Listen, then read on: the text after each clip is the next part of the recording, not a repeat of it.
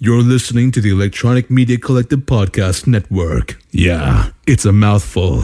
For more great shows like the one you're about to enjoy, visit electronicmediacollective.com. And now, our feature presentation. This is Randy. In the future, forget Disney. The Delos Corporation has my amusement park money. This is Melanie. And in the future, we won't have cameras anymore because with the advances in satellite and surveillance technology, you can get a picture of anyone from anywhere all the time. And this is Jesse. In the future, movies won't bother with casting. They will just use CGI Peter Cushing, CGI Carrie Fisher, and hologram Tupac Shakur to play every role.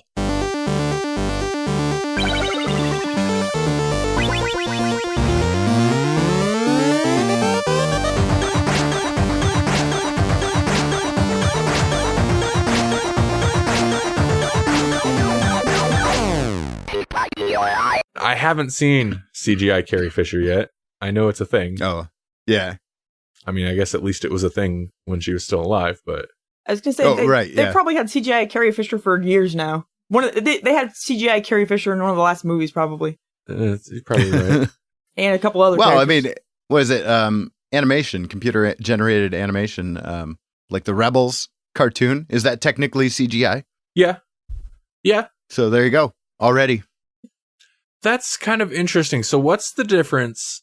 I mean, there is a difference, it feels like to me. But what's the difference between using a celebrity's likeness in a cartoon, even if it's CGI? Because they'll do that. You know, that's not even like nobody thinks that's weird, right? Mm-hmm. Right. But then what's the difference about of that versus CGIing an actor in a live action thing? Because that feels weird if they're not around. It does.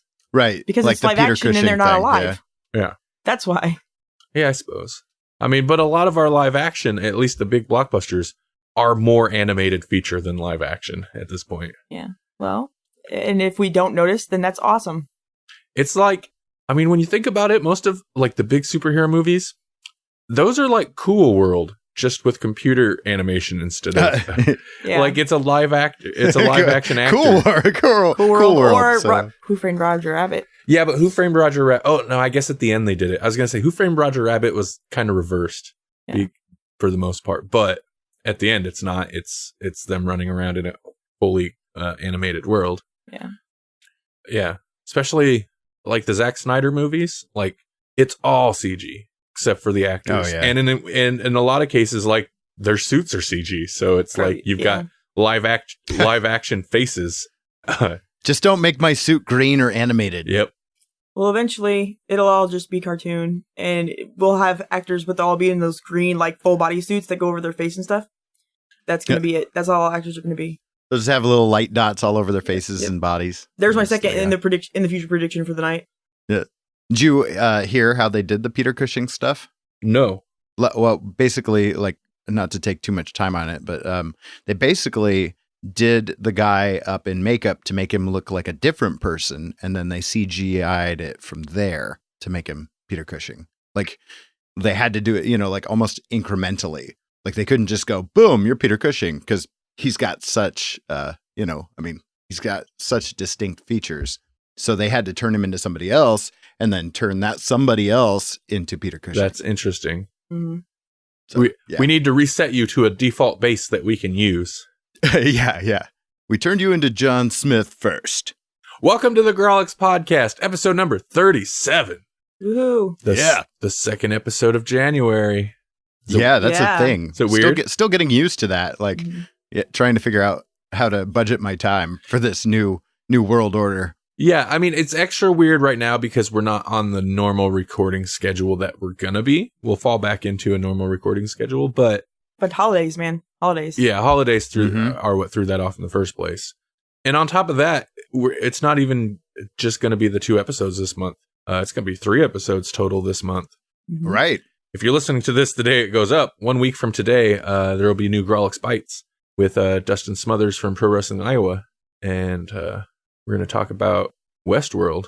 I didn't expect to launch into promoting that episode just yet, but it happened. Good job. It did. Got rid of it right away. Yep. So far, I'm feeling good about it, though. I like planning out the two episodes a month, twice monthly for internet things. That's much nicer so far. And we've only really started to get into it. It means I won't have to promote, what did we talk about? Lady Thor for like a whole month. Yeah. Lady Thor for a solid month. Yeah. Which is really ironic for what our next poll list pick will be. I think, Jesse, you've already read it, haven't you? Maybe I shouldn't even say that. Pretty close. Pretty close. I've got like issue left. So it sounds like it. I kind of like it. It sounds like it's going to be an interesting follow up, almost a themed double feature episode to Thor, Goddess of Thunder. Listeners, we're talking about Angela, which is our next poll list pick, which we announced in the last episode. And in the Marvel universe, Angela is very closely tied to the whole Thor side of things, from what I understand. It's interesting because I read both, and I don't want to like bury the lead and talk about it on this episode, but they're very different. Okay, the original and then the Marvel, they're very different. So I'm interested to talk about it. We'll get into that next month, though. Yeah. Stay tuned. But what are we going to talk about this episode? That's the real question. That's a great question. We're gonna finally talk about the Invisibles. Yes, we are. Yeah. Fine. Yeah. Sorry, guys. No, and then and then we're also going to see the return of a webcomics recommendation, because that used to be like a cornerstone of the show that we forgot. We just kind of like forgot to do for the last year and a half. Yeah. Which is silly because it's been some of our best interactions too. It's like, why did we forget to do it? Well, I think part of it was that me for sure, and maybe occasionally you guys didn't have one. I know I hardly ever had one. Mm-hmm. And so I don't know if we thought we had to all have one, but I don't think we do. Just one of us does. And we were pretty high focused on our features too. And so then we go, kind of like future predictions. Like we get to record and we go, wait, there was something I forgot. Mm-hmm. I came bearing webcomic recommendation. Woo! So let's do that, and then we can move on to the features. Okay. The features, the Invisibles feature. Not to downplay this webcomic recommendation, because it's pretty awesome. All right, so I found this just recently, and I'm sure I'm behind the curve. This is it's award-winning, so I'm sure it's popular already. So I've been reading, and disclaimer, I'm not that far into this, and I'll get to that in a second. But I've been reading Stand Still, Stay Silent. Mm-hmm. Which is written and illustrated by Minna Sundberg. She's Finnish-Swedish. She's from Finland and Sweden. She's kind of bounced between the two. And the summary from... Now, this is interesting because, like I said, I'm only about 40 pages into this. It's a webcomic, and it's like a full page. Like every post is like a full page. It's still like comic book page style. And I'm only on about page 40, 41. So this isn't a full review, just that I've been really digging it because currently it's at like 600 plus pages. So I've barely even scratched the surface on this thing. Yeah. On the site, it says that it updates like several days a week. Yeah. Like Mondays, Tuesdays, Thursdays, and Fridays generally. That's a lot. That's a big update schedule. That's crazy output. The summary on the site says it's been 90 years after the end of the old world. Most of the surviving population of the known world live in Iceland, the largest safe area in existence, while the safe settlements in the other Nordic countries, Norway, Sweden, Denmark, and Finland, are small and scarce. And also, there's a book available, and the book describes it as a lighthearted Nordic post-apocalyptic adventure with a lot of friendship, some magic, and a little bit of horror and drama. The first page went up November 1st, 2013. It's still ongoing. Like I said, it's 600 and something pages, 600 plus pages. I've only got like 41 pages in, and the summary took me a little bit by surprise. Really? If that tells you anything, because I was like, wait, 90 years after the end of, wait, what? So I've barely even scratched. So you haven't even gotten 90 years past the... No. The first thing that you'll notice, like, you can find this at ssscomic.com. Stand Still, Stay Silent, 4 S's. Mm-hmm. The first thing that grabbed me, and I don't know how I come across this, was the art. Like I said, it's like full page. Each installment is a full page, it looks beautiful. Yeah. It's like printmaking, especially the first couple pages. Uh-huh. But even after that, like the coloring style is very, I don't know, etching meets block print kind of style. It really stands out. And speaking, like the coloring, I really like the coloring. The style I enjoy. The characters look good. It's very consistent. Mm-hmm. Yeah, just a really good looking, considering she's putting out 4 pages a week consistently. Man, it looks amazing. And then also the other thing, like, I don't think I even knew it was like a post-apocalyptic thing when I started reading it. The other thing that grabbed me was the characters. It's funny. Like, it's a fun read. And the characters, like, there's some, I wouldn't say like slapstick goofy, but like kind of goofy, cute characters. And I don't know, the way the humor comes from the character interaction. And I really like the writing. And given that it's I've gotten into a bit where there's like a plague type thing happening. And the tone is really interesting because the subject matter is kind of dark, but at the same time, it's fun. It's a fun read. Yeah. So it's a really interesting balance, and I can only imagine it's plays heavier on there since where I've read up to at this point, it hasn't even hit the fan full on. So, so yeah. In my brain, I'm thinking why The Last Man feels. I mean, I don't know about tonally, but like the world, it's doing some pretty cool world building, and it does kind of feel a little bit like that.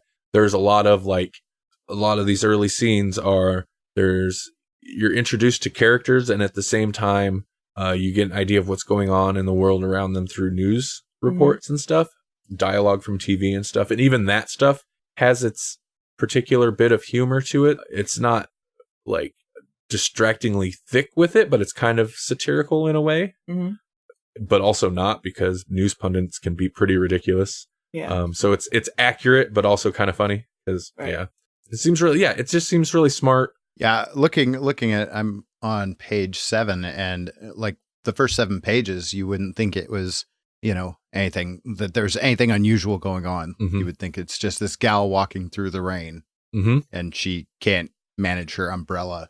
So to find out that it's post-apocalyptic, it's like, oh yeah. Oh my. There's a bit of misdirection because it opens and it's talking about this big storm coming in, and is it Iceland that's an island? So I think it starts there, but on an island nation, and they're talking about this big storm coming in, so they're going to close off borders. And then it continues on. You go to some other people in different countries around that area, and they're talking about quarantines and closing borders, and you're like, wait, what's going on? And you discover that there's this disease, kind of rash illness going around, which is mentioned in the first part, but I think it's interesting. I don't know, the idea of quarantining and different modes of travel getting shut down is handled in an interesting way. And it's raining a lot. It's always raining. It's like a lighthearted Children of Men. That kind of seems appropriate. Yeah, for sure. Like I said, obviously, I haven't gotten that far into it, so I can't speak too much on it, but I've really enjoyed what I liked so far. And SSScomic.com. Definitely check it out. The setting is also interesting to me. Nordic. A Nordic adventure. I like that. That's not something, as an American comics reader, it's not a setting that I read about a lot. Except that's what we've been reading for the last 2 months. Kinda. I mean, we've been reading like Thor. He's an alien. I didn't see. I guess, yeah, you're probably right, but it's not. But we're pulling off of their mythologies in those, and this is the future. Well, yeah, so. and it does well at establishing location in the world. In fact, like on every page, the little navigator bar, webcomic navigator bar at the bottom to go forward and back a page has like a map cheat sheet, so you know which countries are which there. So like that's kind of important, and it really seems like I'm excited to get further into it because it seems like she's digging into like creating a new lore for this area. And if you look at the About page, there's links to different pages throughout the series. And of course, I didn't click them because it's, I'm not there yet. But pages referencing known world lore and stuff like that. Like, it kind of seems like it gets thick into its own lore, which is really interesting too. Yeah. Dan still stays silent. Which makes it sound like a horror to me. Yeah. Which might have been what attracted to me to it in the first place. But I wonder how that connects to a plague. I'm intrigued. I was thinking of you a little bit, Melanie, once it started to get into the Plague stuff. Because it feels like living in Plague Inc., the game you'd play all the time. Plague Inc. It made me think of that, and I was like... Except I'm always trying to kill everybody, And you like that kind of stuff, and I was like, I bet you'd enjoy this. I do. I like Plague scenarios. Webcomic. Content. Also, like, there's a link on the site for book 1, which is like 300 and something, almost 400 pages. Oh, wow. So there's at least one collected version of this out already. That's a healthy book. Well, speaking of books that are about 300 pages long. It's only 222. Yeah, it felt like a lot. It felt like it was long. I didn't think it was that bad. You know what? I didn't plan it this way, but I'm glad I found this webcomic that I could talk about positively. Oh, good. Oh, thank God. I was like, you guys are going to love this book, and I'm going to be like, oh. I don't love it, but I don't dislike it as much as you Actually, guys do. I think Melanie, this will be interesting because, not that you loved it, but I think, at least for my... Well, and I don't hate it. I mean, there's things I like about it, but it's like, I don't know. We'll get into it. Let's get into it. Yeah. Let's get into it. Okay. I think there's actually going to be a little bit of division here, which is fun. Yeah. Our reoccurring segments that we used to do, it was first Swamp Studies when we talk about Swamp Thing, and then it was Dead Air, we talk about Walking Dead. And after that ended, we initially were like, well, what is going to replace it? I was like, I picked Swamp Thing. I think Jesse picked Walking Dead. And so we were like, Melanie, it's your turn to pick something. And you picked Invisibles by Grant Morrison because you like Grant Morrison. I like Grant Morrison too. I liked the subject matter also. Yeah. Mm-hmm. And then it kind of came into changing our format a little bit.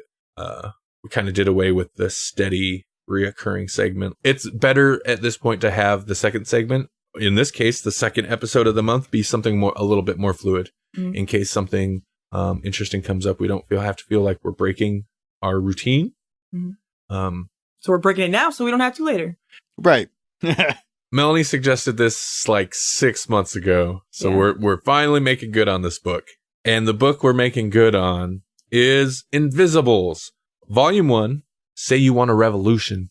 Written by Grant Morrison. I had a hard time finding specifics. Art by Jill Thompson and Steve Yowell? Yeah, that's how I'd say that, yeah. Released by Vertigo, a DC imprint, of course. Mm-hmm. The one we read, because I think there's bigger collections, but the one we read is basically the first trade paperback, collects issues 1 through 8. The series originally ran from 1994 to 2000. And let's talk about this. What did you guys know about this going into it? I knew what I read in a summary of it. Okay. That's it. I knew nothing. Yeah. I knew nothing, Jon Snow. Yeah. I mean, I didn't know either until I started researching stuff that sounded interesting to me that I hadn't read, because one of the things was I couldn't have read whatever I was suggesting we read.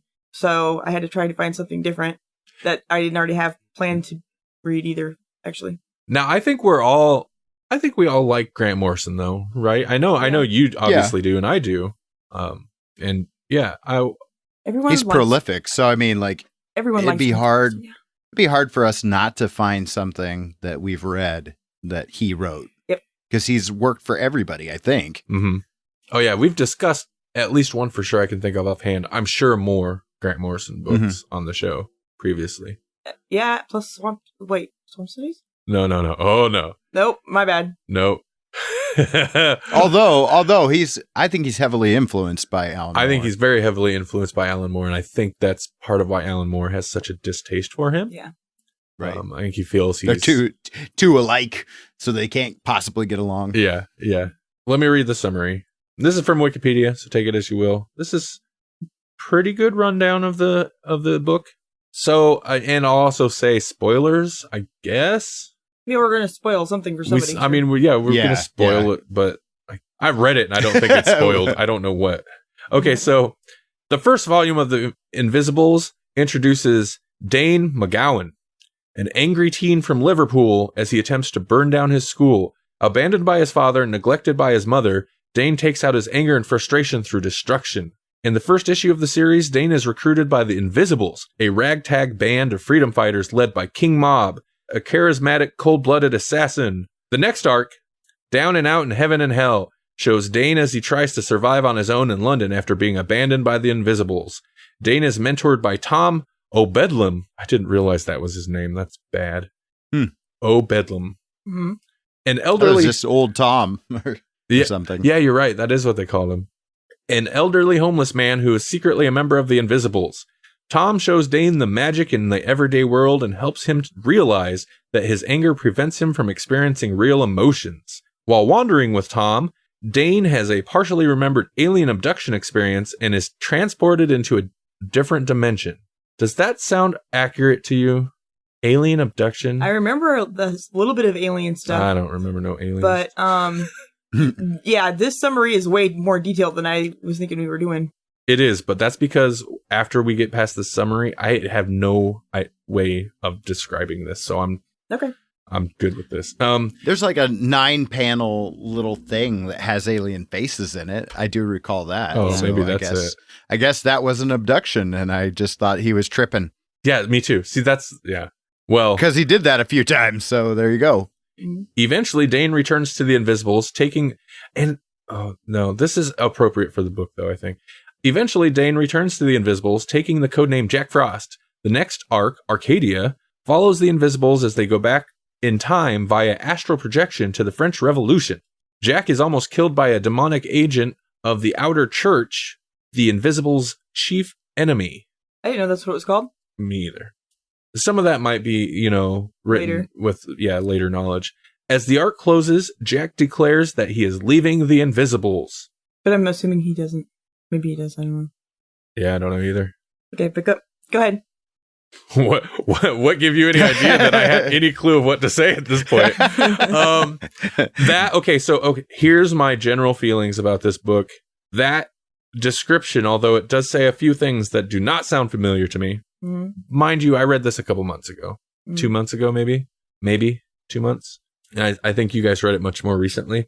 But that description seems appropriate to me because there's a big chunk of this book where he's wandering around with a homeless man, not jack happens, and then there's some time travel stuff at the end. That feels like this book. Well, yeah, I mean, like I read it really recently, and I agree with you. That summary is both familiar and not at all. Right? The only thing that threw me off was the alien abduction. I mean, do you remember the bit with the aliens? Like he said, there was a few panels. I didn't get that he was taken to another dimension or any of that out of it, though.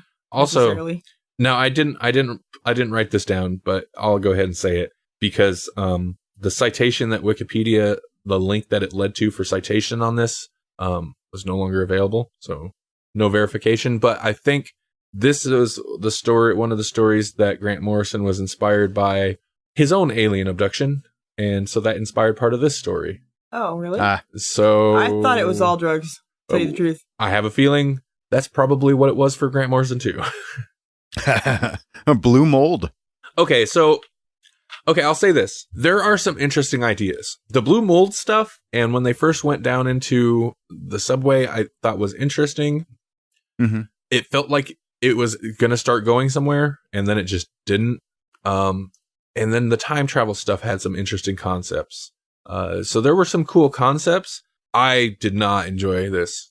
I did not like this. I had a hard time because it really, really reminded me of Neil Gaiman's Neverwhere. I was just going to say that. I'm like, I like Neil Gaiman. I like, what's the one, the Slaughterhouse 5 guy. I read those kind of books all the time. And that's, I think, why I get it. I like it more than you guys do. See, I like that, but like, that's the problem is I could not compare it. Oh, well, I can. And I didn't like this as much, like I was like, oh, this is just derivative. Oh, no kidding. When you have a novel compared to a comic book, it's not going to be able to do the same thing. Yeah, but I mean, right. But does this just feel like a similar type thing, or does this feel like a knockoff? They even went and got the Marquis de Sade, and there's even a character called the Marquis in Neverwhere. So, like, I don't know. I mean, like, I do respect this for what it is, but there was just so many nods that I couldn't ignore it. Okay. I respect that. Although, but my thing, that's sort of kind of the thing I'm saying. I've read, besides the 2 names that I dropped, yeah, there's others that I don't know because they're not anybody, but I've read their things because they're like that, and that I like it. Uh-huh. I mean, but that being said, there was way too much poetry in this thing. I'll give you that. And yeah, it did jump around without making connections a little bit. I think that exactly is what my problem is with the majority of this, is that it has too many references. Like, it has, but like, I don't know. I suppose all of this probably pans out and pays off in some way, but it refers to Mary Shelley's husband. Was it Percy Shelley? It refers to the Beatles in the very beginning in a way that I don't understand. Yeah. Like, he's all of a sudden invisible and standing next to Paul McCartney and John Lennon, I think, on the street. And like, for no apparent reason. That's the thing. It's like, what does any of this mean? John Lennon. A rock god. That's what's with this god that was a rock star, and it was like 2 pages and then nothing ever came of it. Pretentious. I'm going to throw that out there. There's a lot of word. That's the word I'm dancing around. Yeah. Yeah. Like, I hesitated to say it, and I don't think we, generally ever like thrown this at a book, but man, I like Grant Morrison, but there's parts of this that felt pretentious in a way that I did not really enjoy. The Beatles thing really bugged me. It's like, why? Ooh. Yeah. I don't know. Cool, I guess. Neat. Well, if it paid out, I wouldn't have such a problem with it, but it didn't feel necessary at all. Well, like, I don't understand why it was there. None of it's necessary. And that's the problem. Like, like if it lent to world building, the only thing I could give it credit for is it established a time period. The whole time, right? All jumping all over time. Right. I mean, that's what I mean. Is like, okay, so we're kind of outside of time. Yeah. That's the only credit I can give that little snippet. But okay. So they're in the 60s now, or wherever. But they weren't I don't think at that he point, wasn't though, in the either. 60s. And that's the thing. But that's part of. I mean, the thing is that it doesn't matter because they can be in any time and they can be in any place and they can switch dimensions and worlds and like whenever. It's all chaos, kind of. But at that point, they weren't. He wasn't with them yet. No, we didn't know anything about it. Yeah. Oh, they were. He was trying to talk to someone, which happened to be that guy, to find out about this kid. I feel like we don't know how to disagree on a book. No, we do. So I think, I'm just trying to handle this carefully. I'm not going to get mad. No, and I don't think any of us should. I don't. Are you going to get mad? No, I'm mad at the book. I think the book irritated the crap out of me, but my major gripe, I think the thing that really drug it down, that by the time it started to get interesting again, it kind of like dug too much of a hole for me. Well, plus then you throw the poets in there. That really, it's like, no, we finally get a scene change and it's this, but he travels around with that homeless guy. Also, I didn't like that kid. I didn't like most of the characters. Yeah, that didn't help. But I mean, like, that part I actually did kind of enjoy. I enjoyed the fact that he was unlikable, because he's sort of the most normal character in this thing, and he's unlikable. That's true. I didn't really like any of them. No. I don't need to. No, wait, I did like I'm sorry. I liked the transgender lady. I liked her too, because that's one of the things I did respect about this, is like the more outside of the norm you were in this book, the better you were suited to like handle it. Because like, she came up against some pretty major stuff and she just handled it. Mm-hmm. Whereas Dane, or Jack Frost or whatever, like, granted, this is kind of his origin, so he's having a hard time adapting, but like, he just can't function. And what was her name? Boy. She was relatively standard character too, and she also had a hard time with things like time travel. Like, I hate time travel. Like, it seemed like the more quote unquote standard, normal, basic person you were in this book, the less you were able to I don't know, cope. Mhm. Maybe that's not fair, but that's how I kind of Yeah. justified some of it. And I thought, okay, that's an interesting slant. And I could get on board with that. It seemed like when Tom would kind of get Dane to take a few steps forward to like actually like progress as a character, Dane would get stubborn again and then just shut it down and be back to like, well, this is all crap. This is all crap.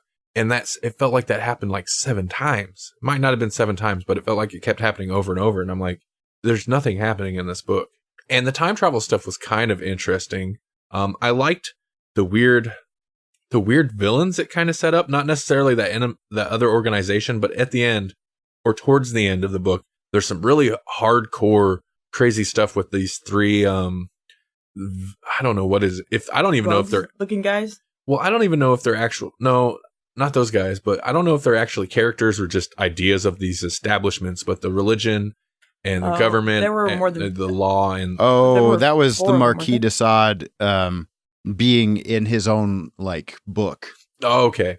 Because they were trying to get back to the present and then they wound up taking a tangent by accident into basically his own ideas, his own book. And they had to find their way through it. That stuff was kind of interesting. But Grant Morrison didn't come up with it, so no. That stuff was kind of interesting. I felt like there were some hardcore bits that I was like, I mean, I'm not saying some of it's like, okay, a little overboard. That's fine. You want to do that. You want to be that extreme. That's fine, but a little overboard. Kind of interesting. This is, Vertigo's imprint and like adult books, but DC still censored some of it. Grant Morrison had trouble through the series. I think in this first volume, the only thing is a reference to the children was changed to just like lost souls. They were called lost souls instead of, I don't know, kids or children or whatever. Mm-hmm. But then later in the series, DC like would straight up black out words and names of people they were worried would sue them, like Walt Disney and stuff. So this is pretty extreme, and he did have to fight against DC over censorship stuff. So it's not for everybody, for sure. And I mean, I didn't think it was the greatest thing in the world either, but I just wanted to defend it somewhat because I knew you didn't like it. And from what you were saying, I thought he didn't like it. And I didn't think it was that bad. I think I had promise. I don't know. This was just really hard for me to get through. It was easier for me to get through than some of the things we've read before, for sure. Let's talk about the art. Okay. Because I think the art doesn't look bad, but I wasn't a super big fan of character designs. It looked like the 80s to me. Yeah. I mean, it started in 94, so it's not that far off. It's kind of old school. Yeah. Well, that's but the character designs themselves? Yeah. All of it was, like, the way it was drawn was 80s, the clothes they wore was 80s, everything about it was 80s. The only character, who was the character in The Invisibles with the ribbons in her hair? Was that Robin something? Yeah. That, I thought that character was kind of cool. Like, cool looking anyway. But I hated the other, Grant Morrison, King Mob, whatever his name was, the bald guy. If you've ever seen Grant Morrison, it's him. Yeah. I didn't even think of that. I couldn't help but not think of it. I was like, did he really? It could be his Mary Sue character, huh? Did he? And like he's the cool character, and the other people think he's cool. And I'm like, I would be hesitant to say that he told the artist to make it look like him. Maybe the artist was just like, what do you think of this design? He looks like you, and he's a cool guy. But when the cool character that all the other characters respect in your book looks like you, I had a hard time with that. Really, what he looks like? Yeah, he's a skinny bald white guy. Yeah, does he look like he's into S&M? Well, I don't know. Maybe. I hated the shirt with the no nipples. Mm-hmm. The nipples cut out. I hated it. Mm-hmm. I'm not a fan of that either. I don't mind the leather, the S&M leather look, but I do. Man, that's gross. Put your nipples away. What was with the 80s hair and the snorkel gear? I don't. The Cyclops, the woolly Cyclops looking mask thing he's wearing. Yes. Terrible. Looked bad. It didn't go with anything. And then he never used it again. Nope. Oh, the stuff at the school kind of seemed like interesting. At that point, I was kind of on board because, so the main character's not likable. And eventually, I just didn't like him. But at the beginning of the book, I'll say, like, Yeah, I was okay that he's not a good dude. And he's burning down stuff and doesn't seem to care so much if people get hurt. And then he gets sent away to that like prison school thing, whatever it was. That was kind of cool. But then we're like out of that place before we know it. Like that seemed like there was promise. And then it was just like, well, nope, we're just going to wrap that little thing up and get him out of there. And I was like, oh, okay, so where are we going now? Oh, you're going to spend about the next 150 pages walking around with a homeless guy. I thought you might like it more than I did. Oh, yeah. I knew I did. Before I even read it, I knew I did. That seems weird. No, because it's not the kind of thing that you like. Well, no, that's the thing, though. There's a lot of things in this that are the kind of thing I would like. The whole thing with the school where they're like brain controlling people, and that was interesting. What the heck was the headmaster? Like, what was that guy? He was like some immortal guy that they kept putting back together or something, or a bug creature. I don't know. There was some weird thing. The time travel stuff was cool. Tripping out in the subways with homeless guys, I guess, is cool. Like there's stuff in this that like there are ideas that I like. I just did not like the execution. It kind of makes sense with the kind of guy that Grant Morrison seems. Not that I can pretend to know like what kind of guy he is, but the stuff he talks about, it makes sense why he would fixate on certain things like traveling around with the homeless guy, or why he would just randomly throw in John Lennon being a god. The kind of stuff it chose to fixate on were like the things that I was not wild about. I did like the bug creatures or whatever they were. Mm-hmm. Is it a Cyphermen or is that a different thing? Maybe that sounds about right. I did enjoy that the Marquis de Sade being in like a at the time modern day dance club, like a sexy dance club. A sexy dance club. You know what I mean? Like a sex club kind of. Was it the Fleshless? I don't know what they were called, the Fleshless or whatever. They're attacking while they're all in time or whatever, and then it winds up being the cross-dresser and Dane. I wish I had character names. Basically have to face off against this thing. Like that creature character guy was creepy and interesting.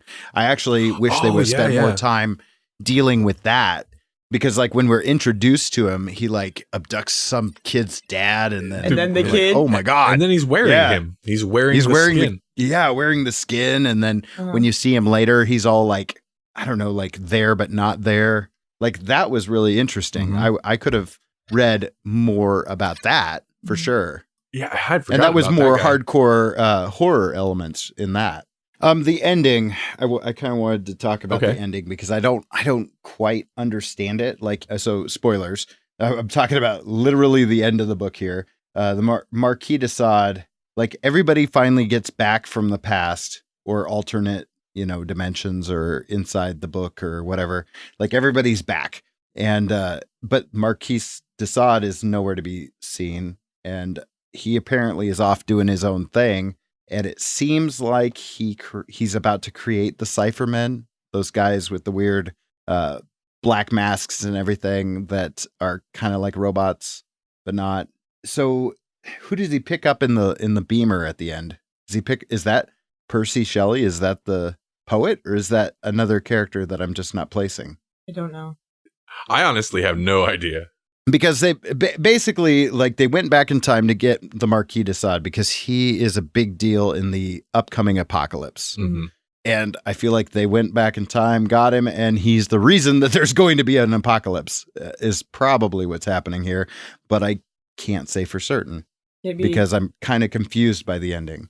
Yeah, he did seem be doing some really creepy, weird stuff. And maybe that is what I had a kind of a feeling like that. Like they brought him there so that it would bring things to a conclusion of some nature. You know what I mean? Like, yeah, they needed him involved for some reason, but they didn't really say why, and they don't have to because that could be coming. But yeah, I was just like, I'm not sure who this other person is. Like I could place everybody else, but then there's this like blonde curly dude that gets in the car with him. Oh, and, wait, at the very, that wasn't that like a kid? I don't know. That's what I'm saying. I'm confused. I think at the, I didn't know which part of the end that was at. If that was at the very, very end, I thought he was picking up some random kid in a way like he was recruiting him or something, sort of. Oh, like, okay. Like the kid from like the Dane kid. Only it wouldn't be him; it'd be somebody else for something else. I don't know. Okay. So if it's a new character, that makes a little more sense. Okay. I have no idea. I was just glad it was over. I was just trying to figure out where it was going. Like, it felt kind of like a cliffhanger ending that should be pretty poignant, but I couldn't tell why. I do have some other interesting information about the series. Grant Morrison had trouble during the series. He got ill and stuff. He said at one point it was because of writing the series and something about dealing with the kind of magic he had to deal with that inspired this book or something. Mm-hmm. Sounds interesting, Sounds I guess. fever dreamy. Yeah, it does. But also, so he was trying to wrap the whole series up leading up to 2000, year 2000. The whole, like, you know, he likes to do cool stuff like that, you know, where it's like the book kind of tying into real world stuff and culminating with whatever. Mm-hmm.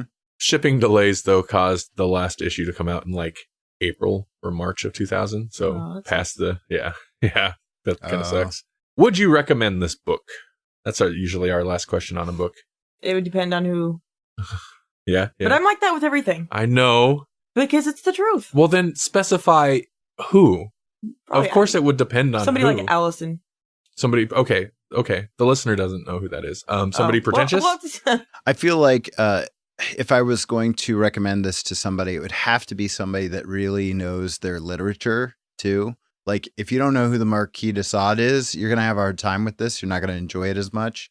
If you don't know who Mary Shelley and Percy Shelley were, then that's like, you know, that stuff was kind of annoying anyways. And I knew who they were. So I feel like you need to know those things and enjoy those things a little bit to latch onto this. Yeah, that's a good point. Point. It's not just for the base sci-fi fan. It's going to have to be someone that's into sci-fi and kind of classic literature too. And if you get those, you're probably going to enjoy those.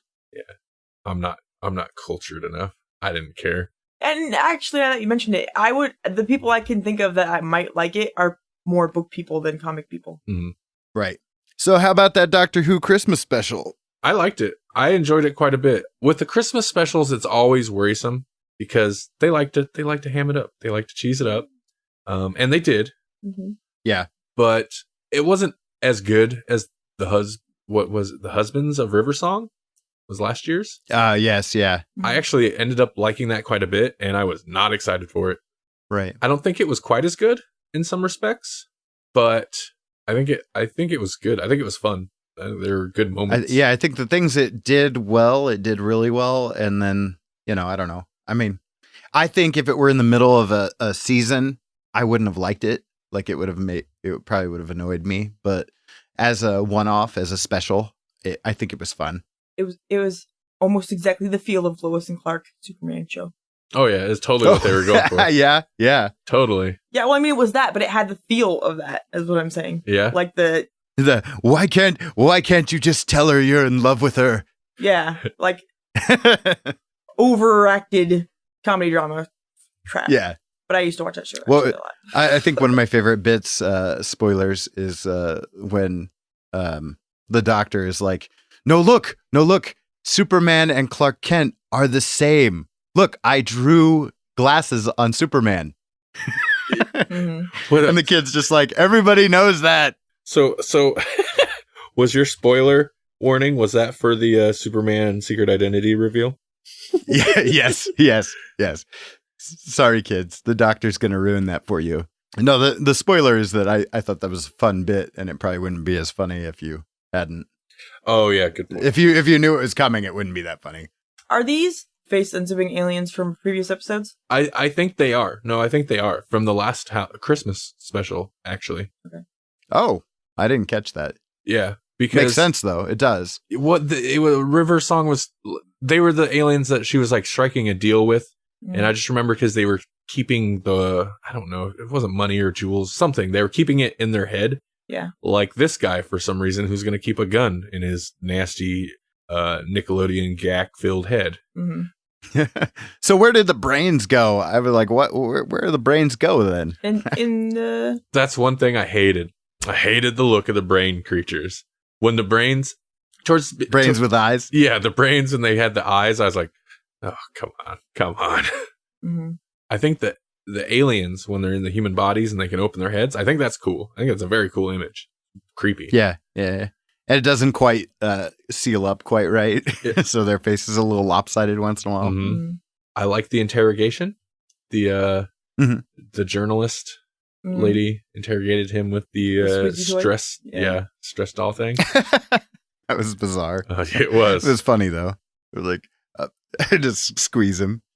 And even stuff like the stuff that I would normally hate, not that I would normally hate it, but would make me roll my eyes, but kind of worked here, was like when the ghost and what's her name are having dinner on the roof, Mm-hmm. and he's trying to like reveal his identity. Yeah. And then last minute changes his mind, and it's like the cut back and the mask is back on. Just, it's stupid, but man, it kind of made me laugh. But that kind of It plays worked. into what Mel was saying about it being Lois and Clark, because I could totally see that happening in that show. Mm-hmm. It was like, I'm about to tell Lois my big secret. No, I'm not. Nardo. Is that the guy from the last Yeah. Christmas special? Yeah. Okay, I was going to ask. Who's kind of his companion in this. Mm-hmm.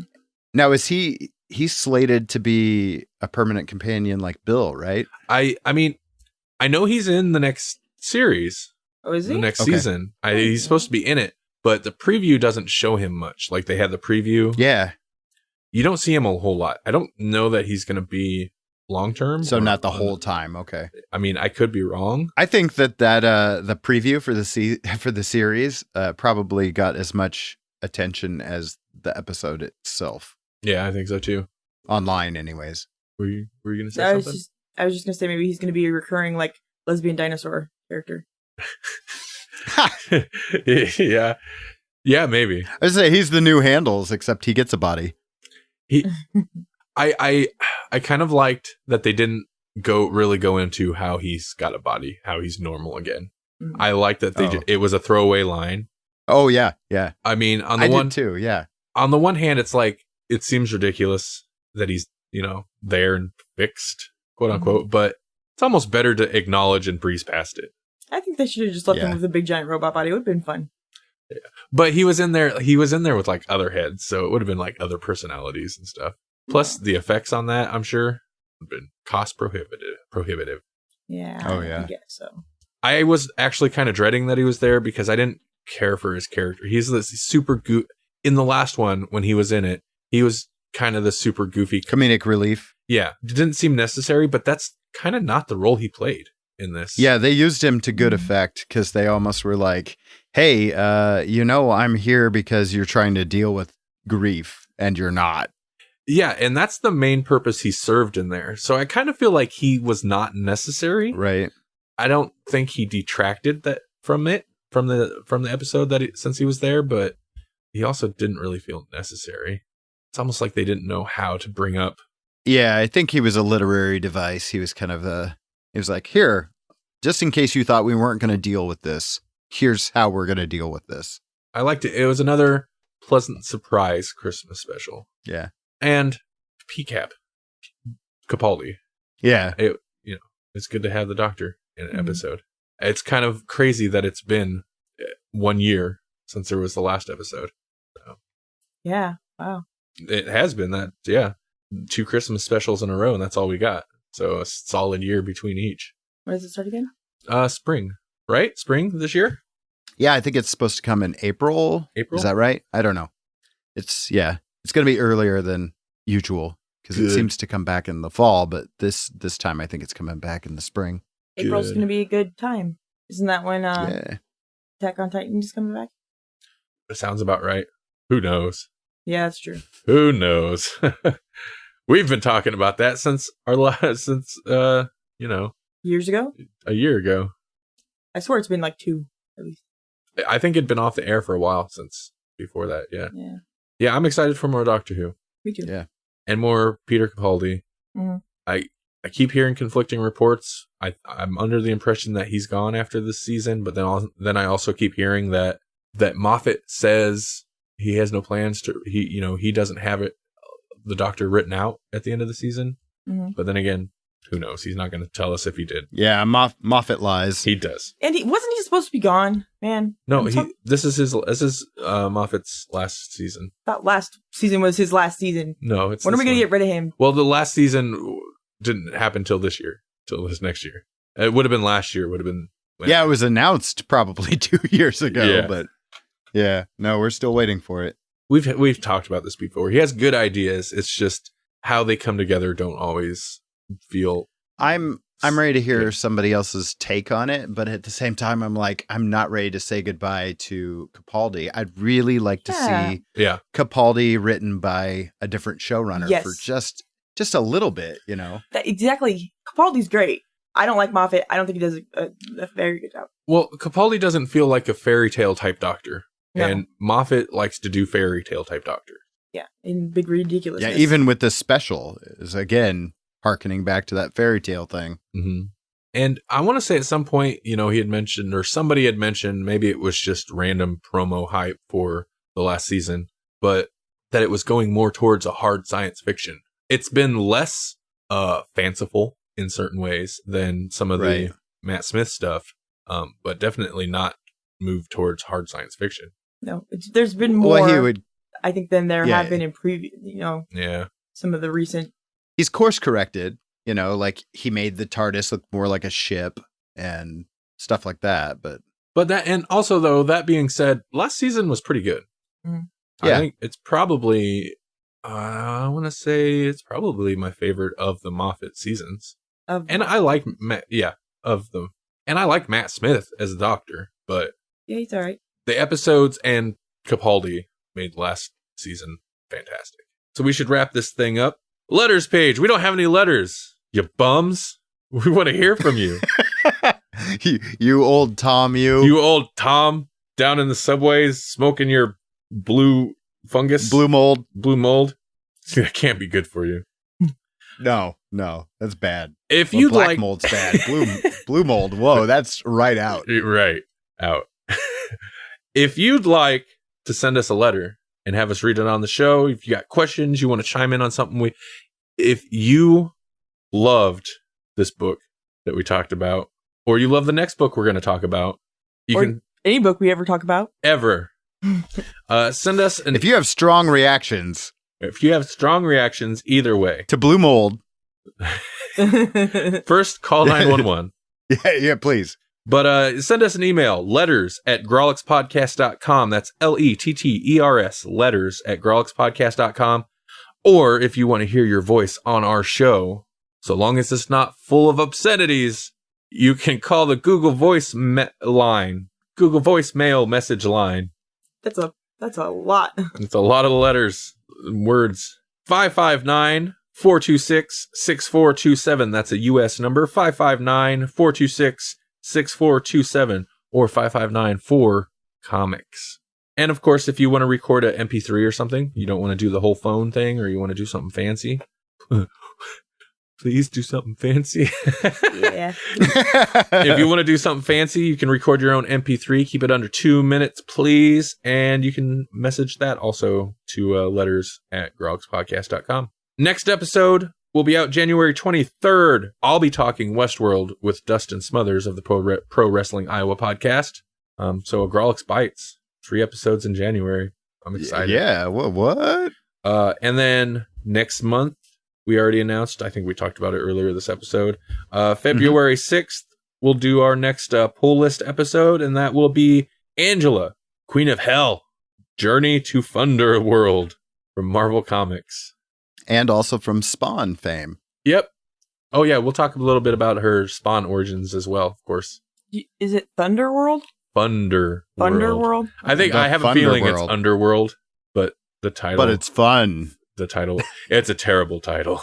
Angela, Queen of Hell, whatever, Thunder World. It's just... It's interesting. Have you guys cracked the cover? Okay. I haven't even started it yet. It's got an interesting tone to it. So I've been enjoying it. I think we'll definitely have things to say.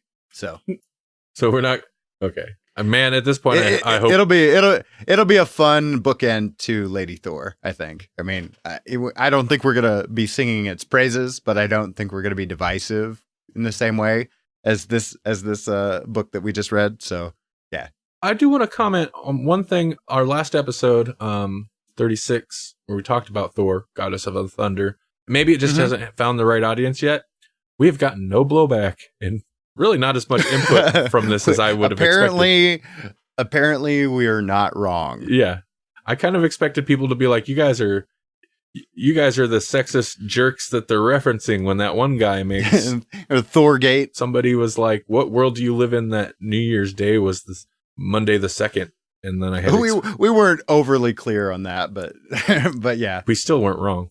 No, because it was the bank. We know what we were talking about. Yeah, but that's it. Like nothing about Thor. I was like, okay, kind of a little concerned that we'd like somebody'd get upset, but yeah, we were respectful still. Sounds like it was marvelous. Oh, it was Marvel.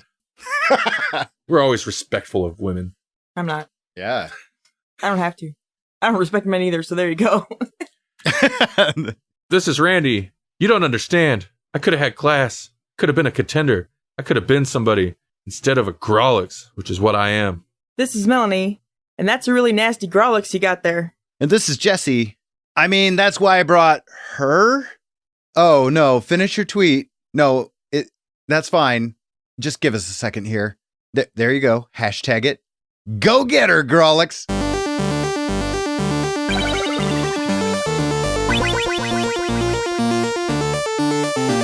Thank you for listening to the Grawlix Podcast. The Grawlix Podcast is a production of the Electronic Media Collective and Vorpal Arrow Studios. For more Grawlix Podcasts, check out grawlixpodcast.com. Also find us on iTunes, Stitcher, Google Play Music, YouTube, electronicmediacollective.com, facebook.com/Grawlix Podcast, twitter.com/Grawlix Podcast, all the .com/all the Grawlix Podcasts.